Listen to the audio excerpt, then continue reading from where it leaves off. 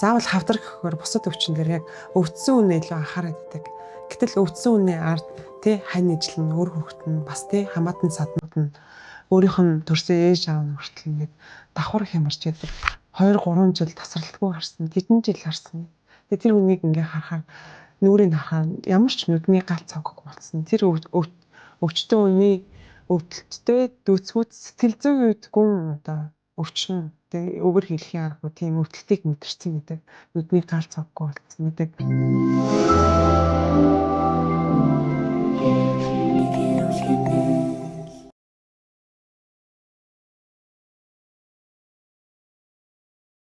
Энэ удаагийн дугаарын ивент итгэгчээр Green Group Slava брэнд оролцож байна. Сайн байцгаана уу эрхэм үзэгчид сонсогчдоо. Эрүүл хэмнэл подкастын энэ удаагийн дугаараар хөмөрчлөх хэмжлэгээ сэдвээр ярилцахаар Монголын хөмөрчлөх хэмжлэгийн нийгэмлэгийн нарийн бичгийн дарга хөмөрчлөх хэмжлэгээний ахлах зэрэгтэй анагаах ухааны магистрант хүний хэмж Алтан цэцэг эмч маань оролцож байна. За баярлалаа. За энэ подкастыг сонсож байгаа бас үзэж байгаа бүх хүмүүстээ энэ өдрийн мэнд хүргэе. За хоёулаа нөгөө хөнгөвчлөх тусламж үйлчилгээдэг аюул шин сэдв байгаа тий яг хэр олон хүн ер нь нөгөө нэрийн нэг удаа сонсч байсан боловч энэ цаана ямар эмчилгээ явагдаж байгааг мэддэггүй байх. Тэгвэл яг энэ хөнгөвчлөх тусламж эмчилгээ гэж яг юу гэлдэг вэ? Яг та хэдийн үед бол шинэ гэж байгаа боловч Монголд 1999 онд анх Сорсын сангийн тусламжтайгаар Монголын хөнгөвчлөх тусламж үйлчилгээ гэдэг зүйлийг нэвтрүүлж эхэлсэн баа тий. Анагаах ухааны доктор профессор эрүүлэг хамгаалахын гавьяат ажилтан Отонтой багш маань тий энэ одоо хөнгөвчлөх тусламж үйлчилгээ Монгол улсад тий танигдаж бүр дэлхийд шилдэг 5 эмэгтэй дэлхийн шилдэг одоо эмчнэрийн 5-т бүрж агсан тийм мундаг эмэгтэй багш эмч маань одоо Монголд нэвтрүүлсэн байгаа. Тэгээд хөнгөвчлөх тусламж үйлчилгээг харьцангуй нэг үе бодвол одоо 1999 оноос хойш нутагшуулсан хэрч нэлээд олон хугацаа өнгөрсөн байгаа хгүй. Монголд болохоор Монголын хөнгөвчлөх хэмжлэгийн нийгэмлэг маань 2000 онд одоо яг байгуулагдсан албан ёсны юугаар хавдар судлалын үндэсний төвдөр мэрэгсэн эмч сувилагч асрагч сэтгэл зүйч гэсэн багаараа ингээд үйл ажиллагаа явуулаад одоо өдийг хүртэл үйл ажиллагаа явуулж байгаа. Зарим хүмүүсийн хувьд болохоор огт мэдхгүй шин сэдв байж магадгүй. Ихэнх одоо ер нь бол сүүлийн үед хавдар гэдэг өвчин манд ер нь бол айл болгонд нэг тохиолдод байгаа болохоор ер нь ихэнх хүмүүс бас ойлголттой болцсон байдгийн. Тэгээд тийм байгаа. Хөнгөвчлөх тусламж үйлчилгээ гэдэг үг маань palliative care гэж treatment гэж бас ярьж байгаа. За энэ ямар учиртай гэвэл өвчин олгол идэвхтэй одоо даамжирсан тий идэх буюу илаарших боломжгүй босон ийм өвчнийг бол ерөөхдөө бол хэлж байгаа. За энэ ийм өвчний үед болохоор өвчтөн болон түүний ар гэрээхэнд одоо асаргаас сувилгаа, эмчилгээ, тусламж үйлчилгээ сургалт зөвлөгөө эдрийг явуулдаг ийм цогц тусламж үйлчилгээг бол хөнгөвчлөх тусламж үйлчилгээ гэж яриад байгаа. Тийм. Хөнгөвчлөх эмчилгээнд ер нь одоо ямар эмчилгээнүүдийг нийтэд нь хамардаг вэ? За хөнгөвчлөх эмчилгээгээд ерөөхдөө нь бол хүмүүс яг яриад байдаг боловч бидний амьдралд өргөн тохиолддог тийм олон төрлийн эмчилгээнүүд бол багтдаг байгаа. За үүнд нь болохоор palliative care буюу хөнгөвчлөх эмчилгээ маань өөрөө орчин хөнгөвчлөх асаргаа сувилгаа гэдэг тустай бас байдаг. Palliative care nursing тий мөн сэтгэл зүйн тусламж үйлчилгээ орж байгаа. Энэ мөн spiritual care буюу ухамсар, оюун санаа, сүсэг бишрэлийн тусламж үйлчилгээ маань бас багтаа явж байгаа. Үндсэн 4 ингээд бүлэгт хамрагдаж үздэг боловч үүнд нь болохоор social care буюу нийгмийн халамж үйлчилгээ бас орж байгаа. Мөн тухайн өвдсөн хүний нэр хүндийг хадгалах буюу өргөх эмчилгээ буюу dignity conserving care гэсэн эмчилгээ бас багтдаг. Мөн нас барах үеийн тусламж үйлчилгээ буюу end of care мөн гэр бүлийг одоо амраах буюу тий асаргаа сувилгаа тусламж үйлчилгээ буюу respite care гэд орж байгаа. Мөн хүнд гар одоо амьдралын төгслийн шат болоод тий хүнд гар зохирлын уйх шуу одоо тайлах тусламж үйлчилгээ бас мөн багтдаг. Bereavement care гэд орж байгаа. Мөн өвчтөн гэр бүл одоо хүнд хямралд автах үеийн тусламж үйлчилгээ буюу crisis care гэсэн олон ийм тусламж үйлчилгээ маань хөнгөвчлөх тусламж үйлчилгээ гэдэгт бол багтдаг байгаа. Хүмүүс бол энийг бол хараахан бас ялгаж ойлгож бас мэддэг байгаа. боловч амьдралдаа айгүй хэрэгжүүлсэн байт юм аа. Одоо таны ингээд ажлын туршлагаас ч юм уу ингээд харахад бол энэ ямар хүмүүст энэ илүү энэ тусламж үйлчилгээ илүү одоо авах шаардлагатай болдог вэ? Хөнгөршөг тусламж үйлчилгээ гэж ярьж байгаа боловч ямар нэгэн өвчнөр өвдсөн хүн болгонд энэ тусламж үйлчилгээ бол хэрэг болдог. Тэр нь юу гэвэл одоо энгийнээр ойлгоход одоо хоолоо идэж чадахгүй огж бүлж байгаа хүнд бол ямар нэгэн эмнэлгийн тусламж үйлчилгээ хэрэгжил болж байгаа шүү дээ. Энэ бас хөнгөршлөх хэмжлэлийн бас нэг хэлбэр байхгүй юу? Өтгөн хатцсан эсвэл гүйлгэж байгаа хүнд ямар нэгэн одоо тусламж хэрэгтэй болж байгаа. Тэрийг бол ер нь зөвөр шалгаанаас арилгах хөнгөршлөх тусламжийн бас нэг хэлбэрүүд болж явдаг байгаа. Хүмүүс бол энийг болохоор нэг мэдхгүй. Тэгээ ер нь бол хөнгөршлөх гэдэг үгнээс аюу хайдаг. Хөнгөршлөх тусламж үйлчилгээгээ хэлчихэр чинь энд нас орохч хүмүүсийг эмчилдэг эмнэлгийн одоо нэг статус нэг хэсэг байна гэж ойлгоод байдаг. Гэтэл тийм зүйл бас байдаггүй байгаа. Яг нөгөө мэрэгжлийн биш болохоор тэр үгийг бас ялгаж салгаж ойлгоодгүй. Жишээ нь үүнд болохоор ямар өвчтөе хүмүүс хамрагддаг гэвэл өвчнийхээ улмаас болоод маш их хүчтэй өвдөлт үүссэн тий. Дотор мохорж огж бүгэлждэг. Энэ болохоор өөрөө юм биедэнд нь гарч байгаа зөвөр шаналгаа буюу эсвэл хэрглэж байгаа эм тарианаас хамааралтайгаар тий. Дотор мохорж огж бүгэлждэг. Эсвэл өтгөн хатдаг. Эсвэл гүйлэгдэг тий. Эсвэл арсны бүрэн бүтэн байдал алдагсны улмаас биенд нь одоо холголт цооролт үүсэх ч юм уу тий. Эсвэл одоо хүнд харалт үүсдэг. Эсвэл хүнд гэмтлийн дараа одоо тухайн хүн ухаангүй болоод дөрөв одоо хөл гар дөрөв хүчин одоо саас ажилтаа болоо ухаангүй хэвтэрд орсон хүмүүс байж болно. Эсвэл хүнд мэдрэлийн өвчний дараах тий гэмтлийн дараах мэдрэлийн дараах гих мэтлэнгээр олон өвчнүүд бол хамардаг байгаа. Ийм үед болохоор хөвчлэн эмчилгээг өгөөд ерөнхийдөө бол эмнэлэгч нь бид нөгөө 7-аас 10 хоног 14 хоног хэвтэх лимиттэй байдаг тий. Тэр хугацаанд яхаа орчим дэмжлэгэнд байж байгаа хүмүүс бол сар мараар бол ухаан ортол нь тий. Тэр хүнийг сэрэгтэл нь бол эмчилгээ хийдэг. Энэний дараа яах вэ гэдэг асуудал гардаг. Тэр үед болохоор манай хөнгөршлөх тусламж үйлчилгээ бол ер нь хувь хүн болон өвчтөн хүн, ар гэрийнхэн бусад хүмүүст бол айгүй хэрэг болдог байгаа. Тийм тэгэхээр хүмүүсийн өргөн ойлголтоор бол одоо нэг хавдрын одоо эцсийн шатанда байгаа ч юм уу. Одоо яг ихэнх нөгөө тусламж үйлчилгээ авч байгаа хүмүүс нэг илүү энэ үе шатанда байгаа хүмүүс багш байдаг тий. Тэнгүүл нөгөө яг өвчнийхээ аль үе шатанд ер нь давхар юм хөнгөрчлөх одоо эмчилгээнд энэ ороод явах энэ зүгээр байдаг вэ? Ер нь бол хорт хавдартай хүмүүсийг хөнгөрчлөх тусламж үйлчилгээ үзүүлдэг гэж ойлгоод байдаг тий. Сая миний өмнө ярьсан дээрх завөрүүд илэрсэн хүн болгонд хавдрын бус онштой тэгээд тэр өвчнийхээ эцсийн шатанд орсон тий эмчилгээг уйлаарших боломжгүй гэсэн одоо эмчээс тийм онш авсан тийм зүйл сонссон хүмүүст бол хөнгөрчлөх тусламж үйлчилгээ маш их хэрэг болдог. За үндсэн одоо хорт хавдар оншлогдсон хүн маань 1-4 үе шаттай байдаг. Ер нь аль болохоор эртэл авч ивэл тэр хүний амьдрах хугацааг бид нар бол нас оруулдаггүй байхгүй хүмүүс болохоор хөнгөрчлөх эмчилгээнд очингууд хүмүүс нас орчдөг гэж ойлгодог. Үгүй бид нэр амьдрах хугацааг уртсгадаг. Хүн төвчнөр өвдсөн хүмүүсийн ар гэрэгт амьдралын чанарыг дээшлүүлэх эмчилгээ заавар зөвлөгөө өгдөг тийм хамт олон байхгүй юу? Тийм эмнэлгийн одоо нэг хэсэг гэсэн үг.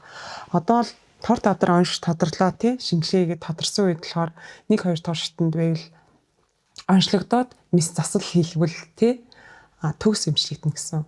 Тэгээд 2 дугаар шатны төгсгөл 3-4 дугаар үеинд орсон үед болохоор хавдар бол идэх боломжгүй байдаг. Тэр үедээ болохоор хавдар маань өөр олон хэрэгтнүүд өсөрхийлээд биед нөгөө байсан зөвөр нь тэр байгаасаа хэд дахин их олон болж одоо ихсдэг байхгүй юу.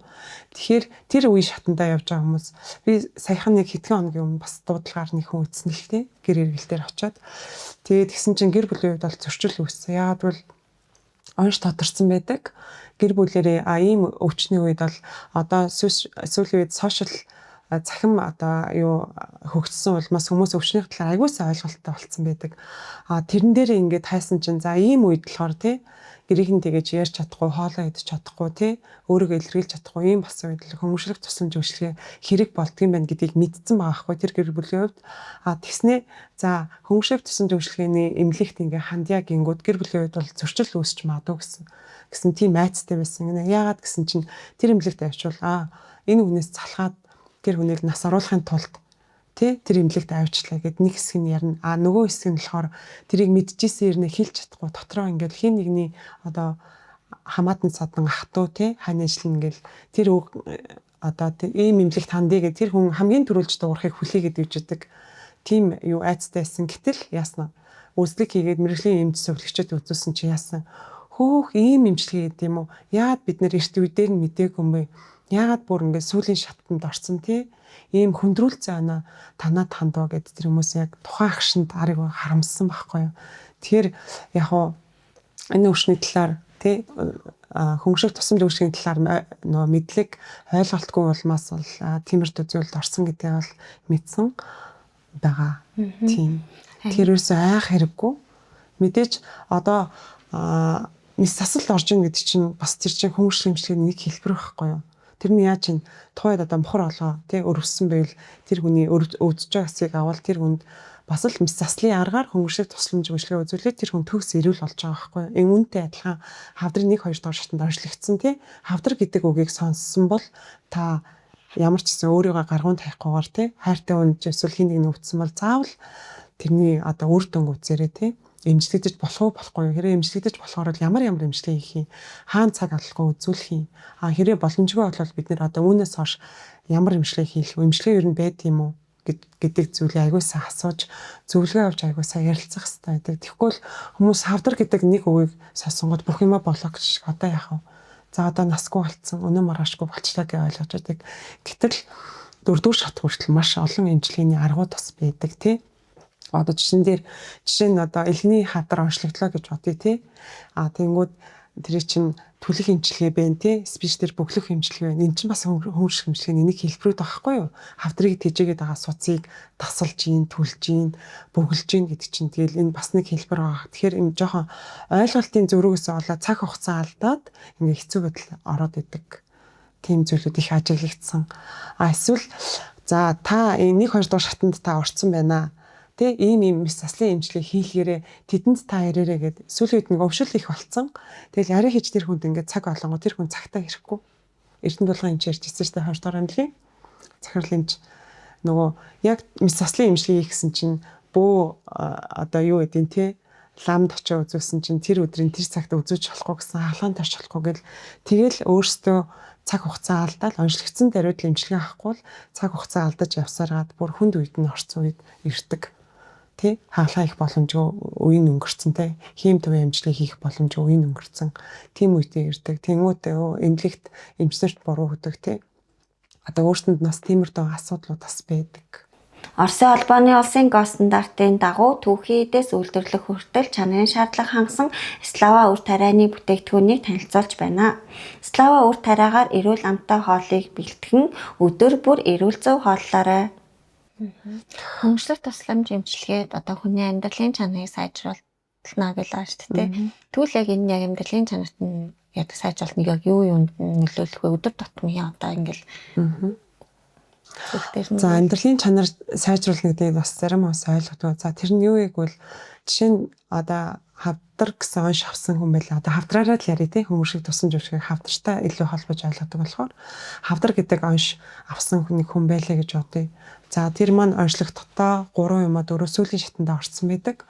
Гэтэл тэр онш авчаад тэр хүний амьдралын чанарыг яаж сайжруулж байгааг мэдвэйгвэл тэр хүн одоо хийж дуусгаагүй ажил гэж болно За зохиолч хүн бай ингээд ном бичижсэн чинь номынхаа одоо дунд үе дээр явж исэн чинь онш тодорцсон. Тэгээ тэр хүн болохоор хийж байгаа зохиолоо бичиж дуусгалгүйгээр одоо үлдээх шаардлага гарч байгаа байхгүй юу? Тэгэхээр тэр үедээ өөрийнхөө одоо тэрийг үргэлжлүүлэх хийх ах トゥ найз нөхөд хамаатан садан ч юм уу тийм үндэ тэр одоо юугаа одоо өөрийнхөө хийж дуусгаагүй ажиллаа тэр хүнд даатгаж үлдээн гэсэн үг. Тэгэхэд тэр хүний амьдралын чанар дэвшилж байгаа байхгүй юу? Харамсах зүйлгүйгээр одоо өөрийнхөө ажлыг одоо цаашаа үргэлжлүүлж хийж байгаа гэсэн үг. Тэгэхээр түүнийг одоо нэг хүн өвтгöd түүний ард гэр өөр хөөхөд хамаатан садан бүгд өвддөг. Тэгэхээр тэр хүмүүс тухайн өвчтөе хүнтэй хамт дагаад ингээд бас ингээд нөгөө биений өвдөг үжсэн сэтгэл зүйн одоо гүн хямралд ороод аюу хэцүү байдалд ордог. Тэр хүмүүсийг ч гэсэн амьдралын одоо чанарыг дээшлүүлэх тал дээр бид нар бас аюу их зөвлөгөө өгдөг. Манай хөнгөшиг эмчгээ маш их ярьдаг. Тэр хүний дотоод сэтгэл толгомжж байгаа асуудал нь яг 100% өгч чадахгүй ч гэсэн тухайн тулгарч байгаа бүх асуудлуудыг ингээд ерөөхдөө бол энэ үед нь ийм арга хэмжээ авах хэрэгтэй тэгдэг шүү гэдэг бүх юмыг заагаад өгдөг. Тэр дунд болохоор бид нартай ингээд ярьж байгаа ярьцлагын дунд тэр хүн энэ үед нь ингэх хэрэгтэй юм байна гэд амьдралынхаа одоо төлөвлөгөөг бол гаргадаг гэсэн үг. Одоо хаглаа ингээд төлөвлөсөн хаглааны дараа за сүүлийн 7-оос 14 хоног ийм зүйл ажиглагдах юм байна. Тэр үед нь бид нэр энэ аштаа төлөвлөчий. Одоо магадгүй гадаадд байдаг хүүхдүүдийг хурж ирж уулзуулъя тий. Хийж дуусгаагүй ажлыг хийлгэе. За гихмшлэнгээр иймэрхүү асуудал гардаг байхгүй. Тэгэхээр тэрэн дээр илүү тулж анхаарч бид нэр бол ярьцдаг байгаа. Өвчтөн болон түүний ар гэр хамаатан садантай. Тий. Тэгээд яг нэг эмчт бас итгэхгүйгээр олон эмч нарт үзүүлдэг л тий. Тэгэхээр мэдээж хөнгөлөг эмчгэн дээр авч байгаа бол хавдрын эмчтэй бид нэр тулж харцдаг. За хэрвээ уушгинд нь ус үүссэн бол уушгины мэрэгжлийн эмчтэй бид нэр хамтарч ажиллах тий. Дүр санчлагын кабинеттэй ажилбар хийдэг тийм эмч шүү дээ. Ер нь бол хамтарч ажилладаг. Тэгээ тэр болгон дээр бид нэр бүгд дандаа тайлбар хийж ярилцдаг. Ярьцлага дунд л тэр хүн зүрх сэтгэл нь тайвшраа. За бид нэр ийм юм хийх юм бэ? Одоо тийх хэрэгтэй юм байна гэсэн төлөвлөгөөг бас гаргадаг байгаа. Жишээ нь одоо хоёр хүүхэд нь гэрлэх гээд үжсэн гэтэл аав нь өвдсөн эсвэл ээж нь өвдсөн тий. Тэгэхээр энэ хаалгаанд орох юм байна. Хормой хойшлуулах уу яах вэ? Тий. Хүүхдийн өсний найраа хойшлуулах уу яах вэ гэдэг ийм шийдвэрүүд дээр нь бид нэр айгүй нөгөө юу шийдвэр гаргахад нэг тусалдаг байна. Тэгээ тэр зүйлээр бол амьдралын чанарыг дэвшүүлж чадж байгаа гэж ойлгож байгаа. Айгүй өргөний асуудал. Одоо өөрчлөлөгч буюу одоо өвдсөн одоо ирнэ. Тэгээ түүний гэр бүлийнх нь энэ үйлчлэгийг ч юм уу тий өөрчлөлтөмжлөг авахаас одоо юунаас нь бол эмээдэм болоо одоо ингэ таны ажилтаас ч юм уу туршлагаас харахад эмээж байгаа зүйл нь энэ эмнэлэгт очивол за одоо сүүлийн замд нь үдчих үддэх юм болоо яад юм бол хөнгөлөг тусан зөвшлөг гэж ямар юм бол хөнгөлөг хэмжлэгийн ямар идэм бол гэд тэгэхээр бид нар руу хандж байгаа хүмүүс нөгөө өвчсөн үнэ үзүүлэхээс өмнө хурж иж уулздаг. Манай эмнэлэгтэй танилцдаг тий. Ямар эмчилгээ хийдیں۔ Энд ямд ямар процесс явагддгийг гэдэг асуудаг байхгүй юу. Тэгэхээр яг тэр хүмүүстэй өвхөл гэдэг зүйл хамгийн хэцүү гэдэг. Хэрэг очиод өвчүүл яана. Тэр үед нь бид нэр хангалттай эмчилгээ хийж чадаагүй тий. Ямар нэг юм одоо дутуу үлдээсэн бол яана гэсэн тийм айцтай байдаг. Тэгээд яг хэрглэж байгаа эм тариан ч юм уу дутуу дулмиг ч юм уу эсвэл тасарсан ч юм уу тий. Тийм үед бол бид нар яана яах вэ ямар арга хэмжээ авах уу гэл тиймэрхүү асуудлуудаа юу хандж ирдэг байна. Хөнгөлөг тасламжлаганд хоёулаа л ингээд сайн ингээд холгол цоолч юм уу өвдөлт ч юм уу платлт гэл энэ одоо энэ нэгдэр зүйл бол яг ингээд тасламжлагыг үзэл чинь гэтэл нөгөө сэтгэл санааны хувьд одоо хүмүүст энэ ямар одоо дэмжлэгийг энэ хөвчлэн энэ үзүүлдэг вэ? Бид нар нөгөө дан ганц эмч сувлагч хийсэ багаар ажилладаг байхгүй мэрэгсэн эмч сувлагч асрагч сэтгэл зүйч өөрийн гэсэн сэтгэл зүйч эмч нь бас тусламж өгшгөө зөвлөгөө өгдөг байгаа. Тэгээд нийгмийн халамжийнхан өрхийн эмнэлгийнхэнтэй илүү хамтарч ажилладаг. Тэгээд дүүргийн хавдрын эмч нартай хамтарч ажилладаг. За энэ хүнд нэг ийм асуудал байна. Манай одоо хөнгөлөг тусламж өгшгөө авчаад дараад нь нөгөө гэртээ гардаг штэ. Гэртээ гарангууд өрхийн эмчийн хяналтанд очдог. За тэр үед нь бид нэр зөвлөгөө өгдөг. Энэ хүний энэ дээр нь илүү анхаарал өгөрөө. Тэ сэтгэл зүйн тусламж өгшгийг илүү авмаар байгаа шүү. Тэ нийгмийн ажилтнтай илүү холбоод өгөөрэй. Ийм асуудал байгаа тий. Одоо эмчилгээний дараагийн одоо хим эмчилгээнд орсон тий. Зарим үед нөх химийн тарианууд нь тасарчдаг. За тэр үедээ болохоор санхүүгийн асуудал гарч байгаа. Энэ тал дээр нь холбоодох юм сайн дурын байгууллагууд ч юм уу тусламжийн юунууд байна уу гэдгийг одоо илүү сайн анхааруулад яриад өгчтий. Ерөөдөө бол хооронд ганцаар бол асуудлыг шийдэж чадахгүй. Заавал хамтаараа байж цогц тусламж үйлчлэгийг бол үзүүлж чаддаг байхгүй. Тийм болохоор хөнгөлөг тусламж үйлчлэгийг айгу том сэдвийн хүрээнд бол түрүү нэг англиуд ярьсан шүү дээ. Зөвхөн эмчилгээ, зөвхөн хасаргаа, нэр хүндийг өргөх эмчилгээ, нийгмийн халамжийн гэдэг тиймэрхүү зүйлүүд ярьсан тий. Тиймэрхүү зүйлүүдтэй илүү хамтарч ажиллаж багаар айгу тэр хүн тусалдаг байна. Ингээд жишээн дээр хаад хүмүүс нөгөө эмнэлэгт авах тусламж үйлчлэгийг одоо нэг гэрээр юу авах нь боломжтой байдгүй одоо мэдээж гэртээ хүнжнөө тайман өөрийнхөө дуртай орчинд байх нь л нөгөө мэдээж чухалтай үед бол нөгөө илүү тайван байлгаж тэ тий. Тэгэхээр энэ гэрээр авах нь боломж нь хэр байдаг вэ? Ер нь бол Монголд анх хавдар судлалын үндэсний төв дээр хөнгөлөг эмчилгээний тасаг байсан. Тэгээд багшийн маань одоо хийсэн том ажлуудын нэг онцлогынхаа дүүрэг болгон дээр 5 ортой хөнгөлөг тусламж үйлчлэгээ үзүүлдэг тийм палат нээгээд те нөгөө инспекторч ерөнхийлөгч ихнэр болормоо хадагтаатай ингээд хамтарч ажиллаад нэлээд олон зүйлүүдийг бол хийсэн байгаа. Тэгээ дөрөв болгон дээр 5 ортой, тэгээ аймаг болгон дээр бас 5 ортой тийм эмнэлгүүдийг байгуулъя гэд айгүй ярьж айгүй олон тийм ажил зүйлүүд хийсэн байгаа. Мөн болохоор сайн дураараа ажиллах хувийн хвшлийн хөнгөлөлт тусам зөвшөлтөө буюу хоспис эмнэлгүүд бас айгүйх байгуулагдсан байгаа. Одоо ивэл хоспис гэхэд чинь 2005 оноос хойш анх гэрээ эргэлтээр үйл ажиллагаа явуулжсэн. Гэрээ эргэлт гэдэг маань одоо хөнгөлөлт тусам зөвшөлтөө авсан, одоо эмнэлэгт одоо хэвтэх үйлчлэгээ авцсан, гэртээ гараад ингээд өвдөж хандж байгаа тийм хүмүүстээр гэрт нь очиж тусам зөвшөлтөө үзүүлдэг гэсэн. Одоо хэрэг биеийн байдал маш хүнд бол 7 хоногт 3 удаа, гайгүй бол 7 хоногт удаа, бүр гайгүй бол 14 хоногт 1 удаа эмчин, сольгч нь нийгмийн ажилтан буюу сэтгэл зүйчд ингээд гуруулаа хамт очиж тусам зөвшөлтөө үзүүлдэг гэсэн. Яагаад гэвэл нөгөө яг эмнэлэгт үзүүлдэг үйлчлэгийг эмчин үзээд биеийн байдлыг үнэлжлээ. Шаардлагатай эм таринтын сольгч маань тухайн үед нь хийгээд өгчин. Тэгээд тэр явцад одоо тулгамдсан сэтгэл санаа зовоосон асуудлын маань манай нөгөө сэтгэл зүйч нийгмийн ажилтан маань хүртэл ингээд яриад өгдөг тийм үйлчлэг байсан. Одоо ер нь бол сүүлийн үед бол гэрээ эргэлт үйлчлэг нь ер нь бол багасчаад байгаа. Хөвчлэн хэвтэн имжлүүлдэг болсон. Тэг ер нь бол удаан хугацаар эмнэлгээр явцсан хүмүүс чинь ер нь эмнэлэг гэхээр ер нь айгүй айцтай болсон байдаг. Тэгэхээр өөрийнхөө амьдарч байгаа орчиндтэй хайртай хүмүүсийн хажууд тий тэр эмчилгээ сувилгааг авахыг аюух хүсэлтэй эрмэлзэлтэй байдаг. Тэгэхээр ерөөхдөө бол манай найдвар хосписын бүрний эмч манай бол ер нь аюу сан гэр эргэлтийг сүүлийн үед бол хийж байгаа. Тийм. Тэгээд өөрийнх нь өссөн тийм гоё орчинд нь эмчилгээ хийхээр эмчилгээ хүртэл аюу үр дүнтэй байдаг. Тэгэхгүй бол нөө палатанд 2-3 хүн байдаг, зарим нь хүн дүн байдаг. Янз бүрийн ааш аран шинтэй хүмүүстэй байдаг. Жишээ нь одоо гисний дүүрэлттэй хүн baawал тий чөлөөтэй онгож чадахгүй тий нөгөө хүмүүсээс айгаал эмээд чим эсвэл олон удаа шийдэх хүмүүж болно шүү дээ. Шин болсоо шийдэг, гэрэл асаах хэцүү, чимээгүй яваад байх хэцүү. Тиймэрхүү асуудал гардаг учраас ихэвчлэн хүмүүс VIP буюу өөрийнхөө өссөн орчин тэр эмнэлгийн тусламж зөвшөлт авах хэрэгцээ байгаа учраас энэ тусламж зөвшөлт бол зөвхцөөс явж байгаа. Сүүлийн үед бол ер нь жоохон цөөн болцсон байгаа л. Ихэвчлэн хэвтэн эмшүүлэхийн тасгууд айгүйх элбэг болсон байгаа ш.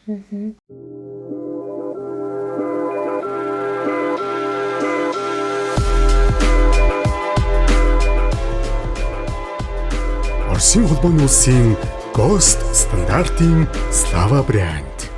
Одоо хүнд өвчтөй одоо яг гэр бүлийнхнээ асарч байгаа одоо хүмүүстээр энэ хвчлэн гаргадаг юм ямар алдаанууд ингэ ажиглагддаг вэ? Айгуу чухал айгуу гоё асуулт асуулаа. Яг энэ талаар асуугаасаа гэж бодож ирсэн. Ер нь бол ямар ч заавал хавдар гэхээр бусад өвчнөр яг өвдсөн үнэ илүү анхаарал татдаг. Гэтэл өвдсөн үнэ ард тий хань ижил нь өөр хөвгт нь бас тий хамаатан саднууд нь өөрийнх нь төрсөн ээж аав нь хүртэл ингээд давхар хямарч яадаг. Гэтэл манай Монголд чинь за яг өвдсөн үнэ асарлгүй л яг уу тий хамгийн сайн гар зөглөнтэй айгуу сайн хүн асарч тавьж чаддаг хүний бол хамгийн түрүүнд тавьдаг. Гэтэл тэр хүнийг нурууг нь автал манай монголчууд яадаг. Асруулдаг, сахиур хийлгдэг. Яадаг байвал одоо манай дээр гарч байгаа тохиол тий хавдрын бас өвчтөн хүн дээр ярьж байгаа шүү. 2-3 жил тасралтгүй харсан, тэдэн жил харсан. Тэгээ тэр хүнийг ингээ харахаар нүрийг харахаар ямар ч нүдний галт цоггүй болсон. Тэр өвчтөн хүний өвдөлттэй дүүцгүүд сэтгэл зүйн хувьд гүн одоо өвчин тэгээ өгөр хэлхийн аргагүй тийм өвдөлтийг мэдэрсэн байдаг. Нүдний галт цоггүй болсон байдаг. Залуу мөртлөө бууралдсан тий харс марсан ингээ өөрчлөлт орсон байж байдаг. Одоо олон улсын стандартад нэг одоо өвчтөн хүнийг 1 сараас илүүгүй нэг хүн харах ёстой гэдэг. Гэтэл манай Монголд яаж вэ? 6 сар тий жил 2-3 жил харчлаа гэж ярьдаг. Гэтэл энэ зүйл дээр илүү сайн анхаараасаа гэж боддог. Тэгээд тэр хүний одоо сагчаа хүний ард бодлого ар гэр тий түүний карьер, ажил хөдөлмөр, ар гэр, найз нөхдийн бүх ингээ асуудлууд ингээ хомигддаг тий 24 цаг тэр хүнийг одоо өвдчих болоо тий завч болоо хоолоо идэж чадахгүй гахчих болоо гэж байнгын сэтгэл санаа зомдолтой байж байна. Одоо унтаж чадах болоо тий шүн намайг унтчих хооронд янз бүрийн болчих болоо гэсэн байнгын сэтгэл дотрол айц төгшөөр байдаг. Тэрийг ерөөхдөө бол хамаатан садан хатуунар нэрсээ тавдаг. Өө манай энэ айгу мундаг асартын бүх ажил нь гарт нь орцсон. Гэтэл тэр хүнийг одоо хийж байгаа үйл нь харахад амархан боловч тэр хүн одоо хүн сахихын тулд тэр зүйлийг ямар цаг хугацаанд те ямар зүйлийг зөв буруу хийж өөрийн болгож авсан гэдгийг тэр хүмүүс ерөөсөө анзаардаггүй байдаг. Тэгэхээр хүнд өвчтэй те удаа хугацаагаар үтсэн илаарших боломжгүй өвчтөн үнийг одоо харж байгаа хүмүүсийн сахиур дээр нэлээсээ анхаараасаа гэж боддог. Өвдөж байгаа бол хоолоо идсэн үү те би энэ өвдөж гин үү одоо яадаг чинь те гадуур гармаар байна уу одоо те дэлгүүр хэсүү эсвэл те халуун цагаа ууж чадсан уу гэдэг асуултуудыг асуугаад тэр хүнийг халамжлаар хэрэг өвдсөн бол те эмнэлэг авч шинжилгээ өгөөрэй те шинжилгээ өгөөр үзээрэй гоо сайханд нэг ороорой өсчин нэг сайхан орж те харьц гоо засалж юм ороорой гэж хэлчихвэл нэг тийм дулаахан үг хэлэхэд тэр хүний нөгөө удаан сар одоо хараад сэтгэл зүйн хямарсан зүйл чинь тэтэрхэн хормын агшинд байхгүй болчихдог байхгүй юу. Тэрийг ерөөсөө хүмүүс анхаардаггүй. Тэгэхээр тэр зүйл дээр илүүсээ анхаараасаа гэж боддог. Тэгээд нөгөө аргэр нөгөө өвчтөн хүнийг сахичаа хүмүүсийг дагаад нөгөө сахиугийн бас асуудлуудаас гардаг тий. Магадгүй тэр хүнийг өвдгөөс өмнө тэр хүн айгүй том одоо карьер тий захирал ч юм уу эсвэл айгүй гоё ажил хийчихсэн чинь гэр бүлийн хайртай дотны үнэ өвдсөн. Гэтэл тэр зүйл дээр хүртэл ингээд бүх юм ингээд хумигдчихдаг учраас тэр сахиурууд болон нөгөө тэр хүнийг харж байгаа хүмүүс дээр илүүсээ анхаараасаа гэж боддог. Жишээ нь эхнэр нөхөр гэдэг. Оо манай ээж аавыг айгуусаа асар тийм аа. Бидрийг аав гадаа гар хөрөлөх дургу гэж ярьсан тийм кейс бас над тэр тохиолж исэн. Гэтэл ээж нь харахад амар ядарсан. Тэгээд манай эмнэлэг дээр ирэнгүүт ихчээ та нэг өдөр гэртээ харчаад ирээ. Бид нар мэрэгжлийн энд суулгч нь таны нөхрийг харж байна. Бид нар яг тань шиг асарна. Таныг яаж асарж байгааг 3 хоног ажиллаа. Юу энэ дээр анхаардаг бид нар харсан. Таныг өдөр гэртээ харчаад ир. Сайхан усанд ороод те. Сайхан хувцас солиод өөрийнхөө гарын холыг гэртээ сайхан хийж идэргээд явуулсан чинь маргааш нь бүр амар хайпи нөгөө цог чохлонгоо болцсон нүд чинь бүр айгүй ингээд гэлзаал ороод ирсэн. Тэгээд ямар гоё юм бэ? Сахиурт нь хүртэл анхаартай юм штэ. Хөнгөлөх хэмжлээ гэдэг бид нэр өөрөөр бодож ирсэн чинь ийм гоё юм уу? Хизээч бид нэр тэр зүйлийг бол ингээд бодож байгаагүй гэл тэгэл асарж байгаа хүмүүс чинь тэд нар зориос ор гэж байдгүй те. Одоо удаа хугацаар хаглаанд орсон те. Тэрхний харуулт ч юм уу те. Хүнд гэмтлийн одоо орсон хүмүүс чинь ухаангүй сар мараар ингээд хасарч идэг. Тэр хүмүүст аюу хэцүү байдаг. Эмнэлэг зориулсан ор ерөөсөө байдгүй. Тэд нар чинь олдсон нэг булан тохоод сууж идэг шнэ. Одоо нэг эмнэлгээр эрчимтийн цэцгийн ойролцоогоор явангууд цонхны тавцсан нэг булан хавцаа сууж идэг. Тэр хүмүүс дээр бас гоё ингээд ээлж гаргаад те асарч ивэл зүгээр. Гэртээ нөгөө бас нөгөө паллиатив кэр хийлгэж байгаа хүмүүс байгаа штэ. Тэрэн дээр одоо хамт харж ивэл одоо нэг нь ингээд өвчтөг нь харж байгаа бол нөгөө өрөөнд ороо сайхан амраад те 2 цаг сайхан хоёлаа ингээд 4 цагийн зайтай эсвэл бас тийм бас гоё гэр бүлүүд ирдэг. Одоо 4 хүүхэдтэй 4 тусдаа гарцсан том бол одоо өнөөдөр манайх харъя танах маргааш харъя бүр ээлж гаргацсан ингээд харж идэг. Тэдрийг харахаар айгуу гоё идэг. Тэгээ тиймэрхүү зүйл дээр илүүсээ анхаараасаа гэж илүүсээ хэлмээр байна. Сайн ярилцаасаа ер нь бол өвчтөй өмнө харж байгаа айгүйх сэтгэл санаагаараа унтсан байдаг.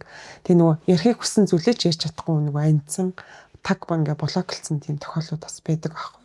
Тэгэхээр тэрэн дээр хэлээсээ анхаараарай гэд нийт хүмүүстээс анхааруулж хэлмээр байна. Одоо ийм одоо хүнд онш сонссон хүнтэй ч юм уу нөгөө зарим гэр бүлийнх нь хэлдэг шүү дээ. Одоо нэг сэтгэл санааг нь бодооч тэр бити оншин хэлээрэ гэлээ. Энэ ийм зөв юм уу? Эсвэл бид нар ингээд тухайн хүнтэй боддоор ингээд өмнө зөвөр ч юм уу те энэ тухайн юм таагүй мэдээг одоо ер нь яаж хүргэх нь зөв юм те. Найгаа бас аягүй чухал асуулт байна. Ер нь бол орчин үед бол биднийг эмчнэрийг бол оншийн 100% хэл гэдэг болсон тий. Зарим хүмүүс оншийг мэдхийг хүсдэггүй байдаг тий. Гинт ингээл явж байгаа л удаан хугацаар ямар ч өвчин зовлон хэлэхгүй жагаад урьдчилан сэргийлэх үзлэгт орсон чинь бид нар энэ айхтар өвчнийг тий сонслоо. Гэтэл бид нар энэ оншийг бол өөртөө хэлмээргүй ингээд ар гэрийн хүсэл дээр бол хэлэхгүй байж болдог. Нөгөө талаар болохоор өвчтний үед болохоор хошоо мэдсэн нь илүү айгу бидний эмчилгээний хувьд тухайн хүний хувьд ч гэсэн айгу зөв байдаг. За тэгээд оншийг мэдснээр яахав гэвэл тэр хүний дуусгаад нөгөө төрөө ярьсан шүү дээ. Дуусгаагүй ажиллаад дуусгадаг. Тэр өвчнийхээ тавилан явцтай одоо эвлэрчүүл эмчилгээний хувьд бол амар байдаг. оншоо мдээгүй хүн одоо хавдраар өвдлөө ар гэрийнх нь оншийг хэлээгүй нууцсан байлаа гэж бодоход тухайн юмнаас хэцүү зүйл айгүй тохиолддог. Уур бухимдал, стресс бухимдалтай байдаг. Яадаг гэсэн чинь тасралтгүй удаан хугацаагаар өвчин номдох юм тусал тариа тий эрдэс нөхөг олон үнэтэй янз бүрийн имчилгээ ингээл олон имлгүүдээр яваал байна. Одоо сүүлийн үед монголчууд их хөхт рүү явж байгаа шүү дээ. Тэгсэн хэрнээ миний өвчин яагаад итгэхгүй байгаа юм бэ? Би ямар өвчин тусцیں۔ Та нар надаас юу нугаад байгаа юм? Яагаад юм тэрэ гэдэг. Эсвэл хамгийн хямдыг авч өгöd байгаа юм уу? Мууг нь авч өгöd байгаа юм уу? Эсвэл та нар буруу имчилгээ хийгээд байгаа юм уу гэсэн айгүй олон яагаад яасан гэсэн асуултууд гарч ирдэг байхгүй юу? Тэгэхээр тэр үед нь болохоор ар гэрийнх нь бүгд айц тавцсан байдаг. Шууд оншоо ол хэлж чаддаггүй. Өөртөө хэлэхээс айдаг. А тэр тохиолдол бол яг мэрэгжлийн үнээр тий эмнэлгийн ажилтнаар одоо хэлүүлсэн аягүй чухал байдаг. За бид нар дээр одоо оншоо яг мэдийгээд хүн ирвэл бид нар шууд та хавтартай гэд шууд пал хэлж болтгүй байхгүй юу? Тууны нөхцөл байдал тохируулна гэдэг чинь одоо за манай эмнэлэг одоо жишээ нь хавдар судлалын эмчилгээ гэхэд тий хавдар дээр яг анхны оншоо нутгээд ирлээ гэхэд бид нар аягүй болгоомжтойгоор хэлдэг. За манай эмнэлгийн ямар эмнэлэг дээр ирсэн мэлээ гэж хэлэнгүүт энэ хавдар судлалын хавдар судлалын эмнэлэг дээр ирсэн байна. Та нарийн шинжилгээнүүдээ өгсөн үү гэд асууна. Өгсөн хүүхдүүд өгсөн гэж хэлэнгүүт за хоёулаа шинжилгээнийх нь хариуг харъя. Ямар өөрчлөлүүд байна. Та энэ хариуг шууд сонсохдоо бэлэн байна уу? Эсвэл гэрийнхнийхээ оруулж ирэх үү? Оруулж иж хамтдаа сонсох уу? Эсвэл сонсмооргүй байна уу гэ өөрөөс нь хэсгийг асууна. За тэнгүүд сонсмоор байнаг бол нөгөө юун дээр бодит кейсэн дээр те судалгаа шинжилгээнд дээр тулгуурлаад за ингээд хавдрын маркер өгсөн чи юм байна. Шинжилгээнд дээр өгсөн чи юм өөрчлөлт гарсан байна. За энэ дээрийг үнэлгээд оншоо мэдгийг өсч чинь гингүүд ийм өвчний ийм завирууд эхлээд байна уу гэдээ асууна. Тэгэд байсан гингүүд за ийм завирууд байсан шинжилгээнд дээр ийм гарсан учраас таны онш хавдар гэж батлагдсан байна гэдгийг хэлнэ. Тэгээд тухайд бол хүнд бол айгүй хэцүү санагдсан шүү дээ. Айгүй хэцүү болон дууга хураана. Зарим нь шууд дүрсгийгээд нөгөө зан чанарын нөгөө дөрвөн фрагментээс хамаарат тооны гаргаж байгаа реакшн бол өөр байдаг. Тэгээд тэр болгон дээр мэдээж уулзтай ихийн тулд оншоо мэдчих жоохон уулзтай авч бол тэр хүний үзлэгийн цаг нь мэдээж хурцна. Тоо яаж хүлээж авахаас хамаарат 30 минут эсвэл цаг ч юм уу тий хүлээн зөвшөөрөх хугацаа хүртэл нь бид нэр ойлгож ярилцдаг байгаа. Тэгээд тухайн үед бол шууд хүлээж авахгүй тухайн гэртээ хараад нэрээ удаан хугацаар имшиг хийсэн чинь надад өөрчлөлт гарахгүй байсан минь хавдар гэдэг өвчин чинь нэрээ идэвшгүй штэ. Би яг идэгдгүү үе шатн дээр онцлогдсон учраас миний өвчин идэхгүй байгаа юм байна гэдэг. Тодорхой хугацааны дараа хүлээн зөвшөөрдөг. Дараад нар гэрээгэндээ хэлдэг. Зарим нь ойр дотныхаа хүмүүстэй нөгөө бухимдлаа гаргаж уурладаг. Зарим нь өөртөө гамддаг тий. Би яагаад анх надад ийм завир илэрч ирсэн штэ. Тэгтэн би яагаад үзүүлээгүй. Миний л буруу байсан минь. За гэл оншоо хүлээн зөвшөөрөнгүүд тэр хүний амьдрах хугацаанд одоо өөрчлөгдөн гэсэн. Одоо би үлдсэн хугацаанд яах вэ гэдэг асуултаа асуух гад нөгөө эмчнэр ахиж тавтаж ирдэг. Тэнгүүд эмчийн нөгөө төлгөө гаргаж бас ярьж ойлголцдог байгаа ш. Энэ аяга хүн сэтгэлтэй. Энэ хүмүүс одоо гэрээхэндээ бас одоо эхний удаа ганцаараа ороод сонсцсон хүн бол мэдээж одоо юм хэцүү тэгэл өөрийнхөө тий юм хүлээж авна. Тэгвэл одоо нөгөө мэдээж хүүхдтэй ч юм уу гэр бүлийнхэн ойр дотны хүмүүстэй хүргэж одоо энэ мэдээг мэдээж хэлэх хэрэгтэй болно шүү дээ. Тэр үед нь яаж хэлвэл зүгээр талаас нь зөвлөдгөө ер нь танаа мэрэгчлүүд аа мөн одоо тэдгээр хүмүүс эргүүлээд одоо тий тайдтай ингээд эргэж холбогдоод одоо энэ хүндээ яаж асрах вэ? Одоо бид нар тэр хүнд яаж хандах вэ ч юм уу тий эргээд ийм зөвлөгөөнүүдийг авдаг. Бид нар бол ер нь бол хөнгөлөг тусламж үйлчилгээч чинь айгүй юу ах вэ? Зөвхөн өвчтөн хэсвэлээ ар гэр бүлийг сургадаг. Тэ эмнэлэгтэй хугацаанд ийм имчилгээ авлаа. Мэдээж мэрэгжлийн эмч цовлогч асарч нар тэр хүнд үйлчлэн. За гарсны дараа ийм арга хэмжээ аваарай гэдэг бүгдийг нэг бүрчлэн зааж өгөөд хэлж өгөөд за хэн асрах юм хэн яах юм гэдгийг зааж өгнө. Одоо жишээ нөгөө гэртээ байхдаа ээлжээр харна гэсэн чинь нэг өдөр хүү нөгөө өдөр охин ч юм уу тэр үедээ ийм дэвтэр гаргуулцдаг. За тэдэн цагт тийм юм өгнө. Тэдэн литр шингэн уулгасан тэдэн удаа шээсэн гэдэг ч юм уу те жишээ нь катетер тавилсан юм байл шээсийг хэмжиж болдог аахгүй тэдэн литр шингэн уусан баг гарч байгаа юм байна бүрний дутагдал явах гээд иж магадгүй гэдэг зүйлийг хэлцдэг аахгүй бүх юм эмчилгээ хүртэл айгу ил тод байдаг ерөөсөө нуух юм байхгүй за таны энэ зөв шалгаа илэрсэн учраас энэ үед ийм арга хэмжээ аваарай. Ийм хэрэгэлдэг шүү. Хэрвээ энийг хэрэглээ үр дүнгүй бол та шууд эмчтэй хандаарай гэж хэлдэг. За түрүүний тохиолдолд зөвхөн өөрөө уншаас мэдчихэд арга гэрхэнтэй хэлж чадахгүй бол та буцаад хүрээ дээрээ гэрийнхэндээ хэлж чадахгүй бол эмчдэрээ хүрээ дээрээ цаг авах ороод ирээрээ. Тухайн үед үзлэг гайгүй бол арга гэрийнхэн чинь хэлээд өгье гэж тусгаалan цаг гаргаж уулздаг байгаа. Ерөнхийдөө бол утасныхаа дугаарыг бас өгдөг. Тэдний арга гэр бүл байна гэд сайн та хэлээрээ олон хүн залгадаг учраас бас таныг танихгүй байх тохиолдол ч юм уу тийм тохиолдол гардаг. Тийм учраас хэлээд өгвөл би уцаарч зөвлөгөө өгнө гэдэг. Ерөнхийдөө бол нээлттэйгээр бол өгдөг байгаа. Тэгээд тийм одоо хувийн дэ сайн дураараа үйл ажиллагаа явуулдаг, хөнгөлөлт цэцэн зөвлөгөө явуулдаг хоспис эмнэлгүүд байгаа. Тэнд хандаж болно. Эсвэл өрхийнхөө эмчтэй хандаж болно. Эсвэл усын ийм дүрийн эмчт хандаж болно гэсэн зөвлөгөөг бол аюул сан хандлал өгдөг байгаа. Яагаад гэвэл өвчин гинт мууддаг тий хавдрын задрал бидний төсөөлж ирснээс одоо хурдан хугацаанд явах тохиолдол байдаг. Тэр үедээ тусламж авч чадахгүй бол ингээрээ 103-аач дуудаараач гэдэг юм уу тий. Ер нь л эмнэлгийн тусламж зөвлөгөө аягүй сайн үзүүлдэг газартай ойр байгаараа гэдгийг аягүй сайн зөвлөдөг байгаа. Зарим ер нь таны туршлагаас ч юм уу ингээ хаад энэ үйлчлэгээ авахаас татгалзаж байгаа үйлчлүүлэгч нь хэрэг тохиолддог вэ? Ер нь тийм өвшүүд чинь нэг оншоо мэдээгүй хөлөн ширэг хүмүүс бол үйлчлэг авахаас татгалздаг. Гэхдээ тодорхой хугацаанд дараа буцаад хүрээд ирдэг. Тэр хугацаанд ер нь ойролцоогоор ер нь бол нэг 14 сар мар байдаг. Зарим тухайн хүн хэдий бид нартай холбоотой гэжсэн тэдний арга гэрээ их уцаард байнга зөвлөгөө авчдаг. Уучлаарай эмчээ. Тэгээд явсан хүний арга гэр байна. Ер нь бол тэгж бусдаг. Манай эмнэлэг дээр бол тэгж бусдаг тохиолдол ер нь бол ховор шүү. Тий нэг тохиолдол байсан. Тэр нь зөвхөн 100% тэр хүнд анхаардаг, асаргаа суулгаа хийдэг тийм эмнэлэг хэрэгтэй гэж ботсон тохиолдол. Эмнэлэгч нь угаасаа олон цөөхөн ажилтнтай олон хүнд үйлчилдэг. Гэтэл нэг өвчтөнд үйлчилж байхад нөгөө өвчтөнд муудах тохиолдол гардаг. Тэр үед болохоор бид нэр 100% ингээд зөвхөн манай ахад ч юм уу те ихчэд 100 үйлчлэг тийм үйлчлэгээ асраа сувлгаа тусламж өгшгээ хүсэж байна гэд тийм тохиолдол бол нэг удаа явж исэн баг. Ийм одоо шатнд үйлчлүүлэгч болон гэр бүлийнхэн сэтгэл зүгээ энэ бэлдэх шаардлагыг гардгүй мэдээж чинь тодорхой хугацааны дараа ч гэсэн те юу болохыг одоо жишээлж одоо яг хизээ болохыг мэдэхгүй ч гэсэн ер нь бол ирээдүйд тохиолдох зүйлсүүд мэдчихэж штэ тий. Тэгэхээр одоо өөрсдөө сэтгэл зүй бэлтгэхийн тулд юу хийх шаардлагатай байдаг вэ? Ер нь бол одоо эмчтэйгээ л илүү сайн зөвлөнө. Өвчнийхээ явц одоо ямар үе шатн дээр явж байгаа тий.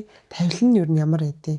Энийний дараа ямар арга хэмжээ авах, асаргаа суулгаа явах, хоолн дээр явах тий. Хэрвээ юу тусламж үйлчлэгээ авч чадахгүй бол яах вэ гэдэг зүйлийг айгүй их асуудаг л та. Тэгээ тэр болгонд нь л бид нэр ер нь бол бараг амаач шилтэл ярьдаг. Шүсээ гаттал ер нь бол айгүй их сайн ярьдаг ба. Тэгээд бусад юмнуудаас бол эмнэлэгч дээр бол эмчнэр ер нь алддаггүй шүү дээ. Хөнгөлөлт тусламж үйлчлэгээ бол өөр айгүй нээлттэй байдаг. Байнга л хамт идэг. Жишээлбэл зааж та нэг одоо яг хүмүүст яг ийм зөвлөмжүүдийг бид нар яг ингэж өгд юм аа.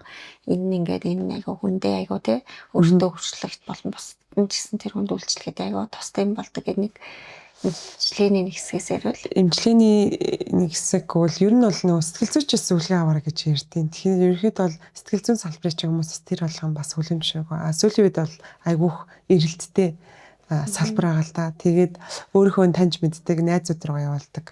Тэ? Тэр эмч рүү явуулаарай. Яг бол тухайлсан юм бол хэлж өгдөг. Сэтгэл зүй болохоор хүнд биед одоо гинт одоо жишээ нь цус алдах ч юм уу зөвөр илрүүл та цагаан өнгөш бараа өнгийн даав ингээ бэлтээрээ өөртөө битгий харуулаарай. Сандарж байгаа ч гэсэн тэр зүйлээ ил битгий гаргаарай гэдгийг аягүй сайн анхааруулж хэлдэг. За хэрэг хоол нь орохгүй бол ингээд шээс нь гарахгүй бол ингэдэг.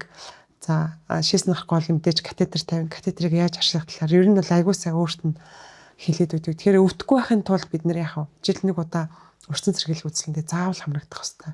Хэрвээ ямар нэгэн одоо шинжилгээний хариу өөрчлөлттэй байвал заавал түүнийг болохоор эмчлүүлэх хэрэгтэй. Өөрийгөө ерөөсөө мартаж болохгүй.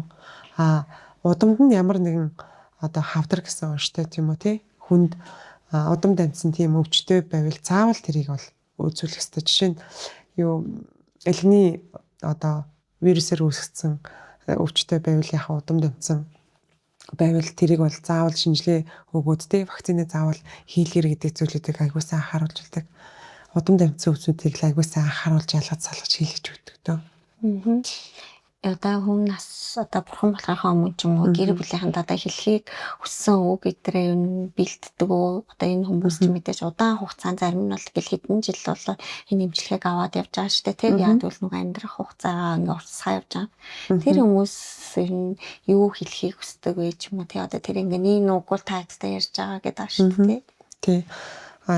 Төгсгөлийн сүүлийн шат ирж байгаа үед болохоор гэрээслэл гэж зүйлээдэг. Гэрээслэхээр бас монголчууд бас эргөө энэ эвгүй хүлээж авдаг тий юу яриад байна энэ зүгээр ингээд амьсгалж байгаа зүрхэн цохилж аваад юу гэрээслэл яриад байна гэдэг зүйлийг ярьдаг. Гадаадд бол хүмүүс бол өдөр тутамдаа бол гэрээслэлийг аягүй ашигладаг. Тэр нь одоо яадаг вэ? Одоо ямар нэгэн томилтоор гадагшаа өөр орн руу ч юм уу нислэг гүйцэтгэхээр боллоо гэж бодоход за өөрийнхөө тухай гэрээслэл чинь тий би ийм ажил төлөвсөн тэрийг дуусгаагүй байгаа. Миний надад тийм банкны данснууд байдаг, нууц цугын тийм байдаг. Ийм үйл хөдлөлийн одоо гэрчлэгнүүд байдаг. Гэл бүх юмаа ингээд биччихэд гэрээхэндээ үлдээчихэд явдаг байхгүй. Тэгэхээр ямар нэгэн болвол тэнд миний гэрээсэл байгаа шүү гэж захиа явдаг. Дараад нь явахдаа тэрийг баяжуулаад өөрчилдөг ч юм уу тий. Энийг би тэрэн зориулоо гэж үздэг. Гэтэл монголчуудын хувьд болохоор энэ айгүй хаалттай сэдв байдаг. Гэрээсэл ярихаар энэ нас аруулах гэдэг шүү дээ. Зүгээр гавныг өгөөрэй бараг энэ хүнийг алчлаа гэсэн ухааны юм ярьдаг. Гэтэл гэрээслэл гэдэг зүйл маань алхамд тунд аягүй хэрэгтэй байдаг. Түрүүний ярьжсэн жишээн дээр нөх хийж дуусгаагүй ажиллаа хин нэгэнд үлдээдэг. Одоо тий одоо үн тэтлээ ч юм уу тий өөрийнхөө удамд амьдсан одоо содөр модөр ч юм уу тий ямар нэгэн одоо жишээ нь гэр тэргэлж байгаа үйл хөдлөх хөрөнгөө ч юм уу тий ундаг машина ч юм уу хүүхэд олон хүүхэдтэй бол хүүхэд тус бүртээ хойрлж үлдэх тэр агшныг бол ерөөхдөө бол бид нар зааж өгдөг. Та ингээд өвчин нь одоо өвтөлтөнд намдсан зовир шаналгаа тий би дэлгэрсэн зовир шаналгаа гайгүй болцсон үед нь заахаа одоо ер нь ийм зүйлүүд болдгоо. Та тэгэхээр уулзахыг хүссэн хүн байна уу? Ярилцгийг одоо уучлахгүйхийг хүссэн эсвэл баярлж талархлаа илэрхийлэхийг хүссэн зүйл байна уу? Хийж дуусгаагүй ажил байна уу? Хинтэйгээ илүү энэ талаар ярмаар байна гэд асуудаг. Тэнгүүд угаасаа нөө гэр бүлийнхэндээ дотоод зүрх сэтгэлийнхаа нууцыг ярьдаг хүмүүс эдэн штэ. Тэр зүйл дээр нь бид нар илүү анхаардаг. Минь ажил дээр гарч явах тохиолдож ирсэн нэг зүйл байдаг. Нэг савны авдартай ихч байсан. Амьдрал нь жоохон хүнд 3 хүүхэдтэй хүүхдүүд нь том охин тусдаа гарцсан. Тэгээ 2 багтайгаа амьдардаг. Тэгээ өөрөө ингээд тэтгэврт гарцсан. Баг ингээд тэтгэвэр авдаг. Тэгээ тэр амьдралаа авч явахын тулд охин өөрийнхөө амьдралыг болгодог. Ээжтэй ч юм уу дүүнэртэй ерөөсөө илүүчлэх тийм боломж байхгүйсэн. Тэгээ тэр ихч болохоор цай зах руу яваад нөгөө модны холтос төвгээд шууд талаад ингээд зартаг байсан. Тэгээд савны авдараар өвдсөн тэрийг мэдээгүй явж агаад нэг өрхийн эмч нь биднэрт санал болгосон байх. Энд нэг ийм хүн байна. Та очиод үзээч гээд. Тэгээд тэр хүнийг үтсэн лээ. Тэгээд имэж авах мөнгөгүй өдрийнхөө талхыг арай хийж болгож байгаа. Нөгөө шуудаа өрөөл нөгөө амьдралаа залгуулдаг гэсэн бол өвдсөн хэвтэр дорой босох чадваргүй болцсон. Тим хүн байсан болохоор тэр хүн дээр бид нэг мэдлэнтэйгээ айгүйх эргэлт юу нөгөө 7 хоногт нэг удаа 2 удаа биш 4-5 удаа бараг очдог гэсэн. Нэг өдөр нэм сувлагч очингууд маргааш нэг ажилд явал дараагийн өдөр дахиад нэм сувлагч очдог ч юм уу тий. Тэгээ тэр хүнтэй ярьсаар хагаад тэр хүний одоо нөгөө зүрх сэтгэлийн ингээд ортол нь яриа л тий. Очихдаа нэг хоол хийж өгдөг ч юм уу тий. Дутуу юм тариг нь авч өгвөл тэгээ ярьсан л да. Тэгээ танд хийж үжээгөө ямар нэгэн зүйл энэ уулзах хүсэн байх гэсэн чинь их чинь Сүхбаатарын талбай гарч үзээгөө гэж ярьсан. Тэгээ цэрийг сонсчоо бид нар амар их уйлсан. Тэгэхэд чинь зарим одоо нөгөө хүүхдүүд чинь яатдээ шүү дээ. Одоо ээж аав нь өдөр болгон ингээл гой газар л яваад надад ч яхаас салах чинь би очмооргүй байна гэж хэлдэг. Гэтэл тэр амьдралыг тэр зүйлийг үзээгүй хүмүүс бас бидний амьдрал бас байдаг гэдгийг би тэр хүнийг бас үзээл ойлгосон л тоо. Тэнгүүтээ Сүхбаатарын талбай гарч үзээгүй ямар хөшөө байдаг юм бэ? Зургатаа л гарч исэн гэж ярьж исэн. Тэгээд би том үдээ ингээд гоё ингээд бие тамирын хосол өмд авч хийх аяа хүсэж исэн гэж хэлсэн. Гэтэл яг тоолдог мөнгө нь байхгүй. Тэгээ энэ зүйлийг охинтой нэрээд охины нэг өдөр хүрээд ирээч. Уулзах боломж байна уу гэж хэлээд тэгээ тэр бодлыг хэлсэн л дээ. Тэгээд нэг ажилт маань тэр нөгөө хувцас авах тэлтэр нь ягаад туслаад тэгээд хүүхдүүдийн ингээд нэг өдөр цаг гаргаад тэгээд талбаар очиж үзүүлээ. Зургийг авахлаад ойр орчинд нь юу гэдгийг бас харуулж ирсэн. Гэх мэтлэнгээр иймэрхүү зүйлүүд бас айгу хийгддэг л дээ. Яг ихэнх хэмжээгээр иймэрхүү процессыг болдог. Хөнгөлөх тусам төвшгөө хоспист иймэрхүү үйл явдалд бол ер нь бол байнга болдог. Хэрвээ ар гэр өвчтөн өөрөө өсвөл ийм зүйлийг бид нэр андаа биелүүлэх боломжтой байдаг. Бидний хүрээнд хийж чадах зүйлүүд бол тийм байдаг. Уулзаагүй бас найз байдаг тий. Нэг муухай өгөр хэлээ гомдоцсон олон жил уулзаагүй тэрнтэй уулзсаа хүчээсэн тийм хүмүүстэй бас уулж үлдсэн. Манай Монгол улсад яг төрөлцсөн хөнгөлөлт тусламж үйлчилгээний үйлчилгээ үзүүлдэг ер нь хэдэн энэ хоспис ажиллаж байна вэ? Монгол улсын хэмжээнд яг хавдар судлалын үндэсний төвд хөнгөлөлт тусламж үйлчилгээ авдаг том эмнэлэг байгаа. Тэгээд дүүргүүдийн эмнэлгүүд дээр бол хөнгөлөлт тусламж үйлчилгээ авдаг амлалтаар болон хэвтэн эмчлүүлэх тасгууд бас байдаг. За сайн дураар буюу хувийн хвшлийн хөнгөлөлт тусламж үйлчилгээ үзүүлдэг эмнэлгүүд байгаа. Жишээ нь нөгөө интермед ч юм уу том эмнэлгүүдийн одоо дагсан хөнгөлөлт тусламж үйлчилгээ үзүүлдэг эмнэлгүүд бол байгаа. За хувийн эмнэлгүүд бол ивэл хоспис буюу одоо энэрэнгүй харц гэдэг нэрээр үйл ажиллагаа явуулж байгаа. 2022 оноос хойш үйлчлэл гаргаж байгаа. Найдар хоспис гэдэг эмнэлэг одоо хэвтэн эмчилэх үйл ажиллагаа явуулж байгаад ерөөд бол хүний нөөцөөс болоод одоо л бүрнэ гэдэг эмч маань гэр эргэлт хийж үзэж байгаа. За мөнхийн булаг гэдэг бас хөнгөлөлт тусламж үйлчилгээ явуулдаг эмнэлэг байгаа. Бадрал гэдэг эмчтэй. За мөн ногоон гэр гэдэг хоспис байгаа. Офицеруудын ордны тэмдэгтийг Баян зүрхт өргөдөөдөг. За Баянгол дүүрэг тас нэг шинээр 22 оноос хойш үйл ажиллагаа явуулж байгаа эмнэлэг бас байгаа гэсэн одоохондоо нэрийг нь бол салахгүй байгаа тийм. Тэгээд Агапе хоспис гэж байгаа. Юу хаавал дүүрэгт бол байдаг. Гих мэтлэнгээр тэгээд аймагуудын нэгдсэн эмнэлгүүд дээр бол хөнгөлөлт тусламж үйлчилгээ явуулдаг эмнэлгүүд байгаа. Манай хөнгөлөлт тусламж үйлчилгээ хөнгөлөх эмчилгээний нэг эмнэлэг маань жил болгон 10 сарын эхний 7 хоног дэлхийн хоспис ба хөнгөлөх тусламж үйлчилгээгээд жил болгон баяраа тэмдэглэдэг. Одоо Монголд ч 99 оноос хойш үйл ажиллагаа явуулж байгаа гэхээр чинь 26 жилийн турш тий 26 7 жилийн турш бол жил болгон ойгоо тэмдэглэдэг. Тэн дээр бид нэр жил болгон өөр сэдвийн өрөөнд бол бүх одоо мэргэжлийн нэмт сувлагчтэй багаараа одоо нэгдэж цуглаад эрдэм шинжилгээний хурлаа хийж шин эмчилгээнүүд шин хосписын нээлтүүдээ бүгдийг хийж тэгээд удаан хугацаагаар энэ мэргэжлэр тий удаан хугацаагаар ажиллаж байгаа хүмүүсээ бас баярлуулж баяраас тэмдэглэдэг байгаа. Тэгээд ерхэд бол энэ подкастаар дамжуулаад хөнгөлөх тусламж үйлчилгээ явуулдаг бүх тийм эмнэлгүүд ажиллаж байгаа мундаг эмч нарт бас баярлалаа гэж хэлье тий.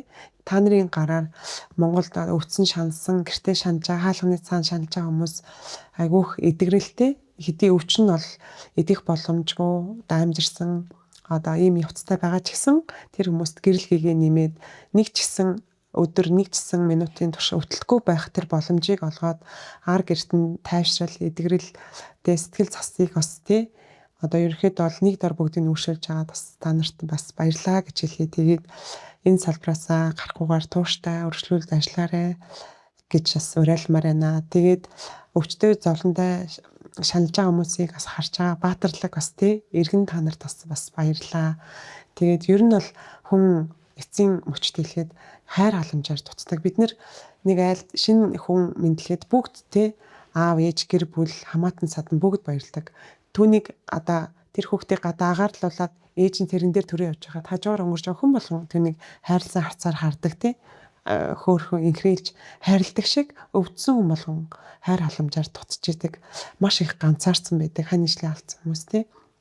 Тэгэхээр сүүлийн бичтэнд бити ганцаарн гин үлгаараа очиж чадахгүй ч гэсэн уцаар бас яриараа эсвэл ар гэрийнхэн рүү яаж ийн гэд биеийн сайхан асуучдаг байгаараа боломж болцоо гайгүй бол хэрэгтэй зүйлийг төхүүлээд өгдөг байгаараа нэг удаагийн памперс тий дэвсгэр одоо юу эдийн тий хэрэгэлдэг байнгын юм эсвэл нэмэлт хоолт хижээл юу эдийн тий бүх тусламжаа гараа ерөөсөө тэр өвсөн хүн дээр илүү анхаараарай. Түүнийг асарч байгаа хүнийг бас ерөөсөө сахиурыг бас мартаж болохгүй гэдгийг илүү сайн одоо татдагч хэлмээр санагдлаа. Тэгээд эмч эмнэлгийн мэрэгчлүүд нь та нар гайхамшигтай шүү. Энэ баг цалин авч байгаа ч гэсэн тий бүх хүмүүсийг одоо эдгэхийн төлөө тий эмчилгээний төлөө бүх одоо зүрх сэтгэлээ зориулж тууштай ингээд ажиллаж байгаа бас маш их баярлаа.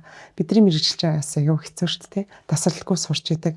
Маш олон жил сурч боловсрч идэг. Мэдих юм ингээд хязгааргүй ус үргэлж идэг болохоор биднийг бас дэмжиж ажиллаарэ тий. Эмнэлгийн ажилтан гэр бүлтэй бол тэр хүндээ урам өгч байгаарай.